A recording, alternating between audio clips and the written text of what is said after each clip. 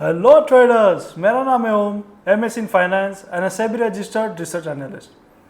आज का दिन प्रीवियस डे के हिसाब से ही था। आज भी बाइंग साइड में हमें अच्छी खासी मोमेंटम मिली। जैसे ही मार्केट शुरू हुआ तो हमें एक बाइंग की अपॉर्चुनिटी अक्रॉस सारे इंडेक्स एंड स्टॉक्स में हमें वहाँ पे मिली थी।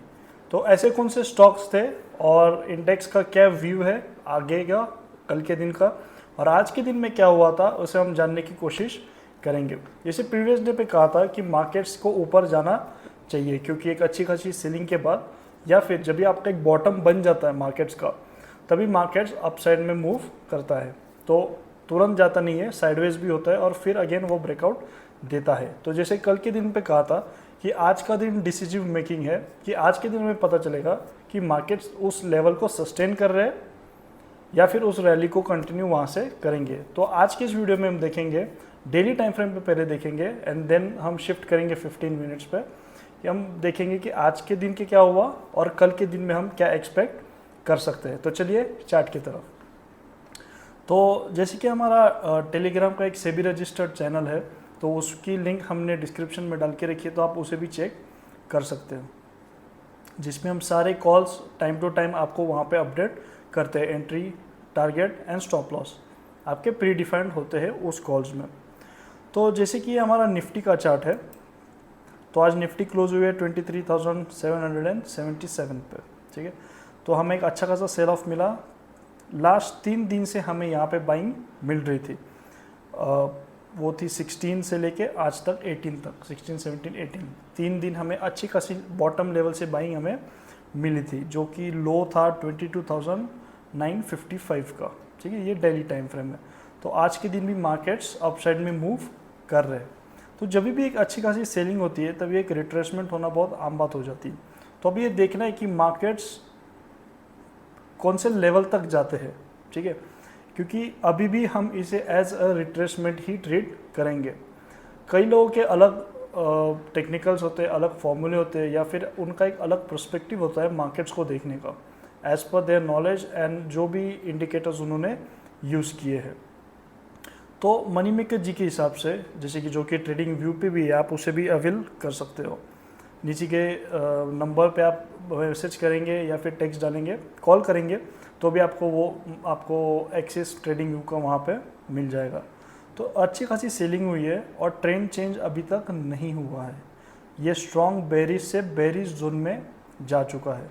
अगर ये लेवल को क्रॉस कर देता है, जो कि है 24,400 की, तो वहाँ से हम एक्सपेक्ट करते हैं कि मार्केट्स ऐसे टर्न अराउंड करेंगे, वरना तब तक हमें सेलिंग की ही गुंजाइश यहाँ पे अभी भी मौजूद है।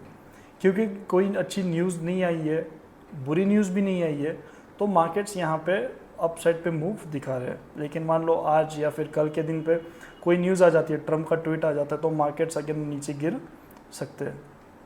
तो निफ्टी का भी हमने यहाँ पे ऑप्शंस में ट्रेड लिया था, तो इसे हम 15 मिनट्स के टाइम फ्रेम में देखेंगे। आज जैसे कि मार्केट गैप अप ओपन हुआ, ये थी हमारी 18th, आज का दिन हमारा यहाँ से चालू हो जाता है। तो गैप अप हुआ, बुलिश जोन में ही था, रिट्रेसमेंट होने दी और फिर उसके बाद हमने एक अच्छा सा ट्रेड यहाँ पे प्रॉफिट बुक किया था। एंड अगेन हमारा एक छोटा सा ट्रेड यहाँ पे भी प्रॉफिट बुक हमने कर लिया था। क्योंकि आपको पता है कि आज के दिन में या फिर लास्ट 3 दिन से निफ्टी बुलिश जोन में है, तो आप एवरी रिट्रेसमेंट को ट्रेड कर सकते हो, आपको दिक्कत ज़्यादा आती नहीं है। सेम सेंसेक्स के लिए भी अभी भी सेलिंग के जोन में ही है, मार्केट्स अभी बेरिश जोन में जा रहे हैं, राइट। तो इसे भी हम 15 मिनट्स में देख लेंगे। हालांकि सेंसेक्स का कॉल हमने यहाँ पे प्रोवाइड नहीं किया था हमारे प्रीमियम ग्रुप पे, लेकिन हम फिर भी देखेंगे कि बाइंग की अपॉर्चुनिटीज़ कहाँ पे क्रिएट हुई थी। जैसे कि 18 मार्च है, आज के दिन गैप अप ओपन हुआ एंड बुलिश जोन में ही मार्केट यहाँ पे प्रेजेंट था, जो कि ट्रेंड कंटिन्यू कर रहा था लास्ट 3 डेज से। तो मार्केट्स नीचे आया और नीचे से फिर वापस ऊपर जाके हमें अच्छा खासा मूवमेंट यहाँ पे मिल गया था। अगेन स्मॉल मूवमेंट हमें यहाँ पे एक्सपेक्टेड था।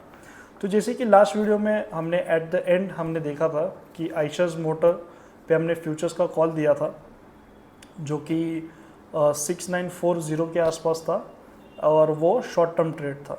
तो हम देखेंगे कि आज के दिन में आइशर मोटर्स ने क्या किया है। ये डेली टाइम फ्रेम है और आइशर्स मोटर को हमने यहाँ पे रिकमेंड किया था 6941 के करीब, और आज ओपन होती ही ओपन ही वो 7016 पे ओपन हुआ एंड हाई बनाया 72 का। तो हमारा एक अच्छा खासा प्रॉफिट यहाँ पे बुक हुआ था फ्यूचर्स के अंदर, जिसका लॉट साइज़ है अराउंड 100 का लॉट साइज़ है इसका, ठीक है।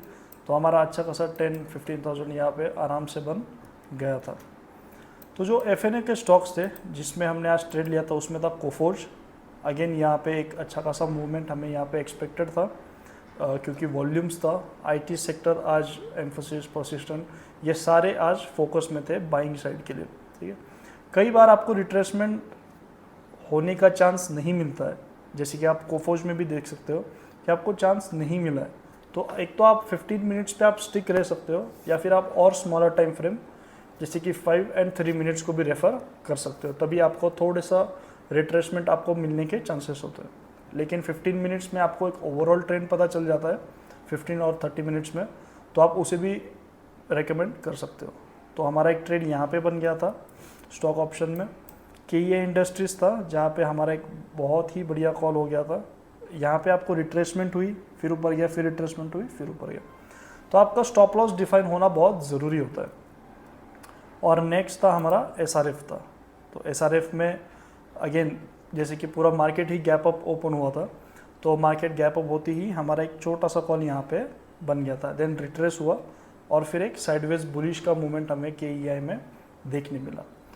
तो स्टॉप लॉस का डिफाइन होना आपके ट्रेडिंग जर्नी में बहुत इंपॉर्टेंट होता है। कई बार ये होता है कि मार्केट्स गैप अप ओपन हुए और वहाँ से ही रैली कर गए, तो उसमें आप कुछ कर नहीं सकते, लेकिन आप प्रीवियस लो का स्टॉप लॉस मेंटेन करके चल सकते हो, या फिर 20-30 पॉइंट्स का स्टॉप लॉस मेंटेन करके चल सकते हो। लेकिन अगर हम मार्केट्स को टाइम दें कि वो रिट्रेस करे और फिर ऊपर जाए, या फिर मार्केट अगर रिट्रेस होकर ऊपर जाता है, तो हमारा स्टॉप लॉस वहाँ पे डिफाइन हो जाता है उस लेवल पे, तो हमारा ज़्यादा लॉस होता नहीं है और रिस्क रिवॉर्ड रेशियो हमारा यहाँ पे मेंटेन होता है। टेलीग्राम की लिंक डिस्क्रिप्शन में दी हुई है, नीचे कॉन्टैक्ट डिटेल्स भी सारे मेंशन है।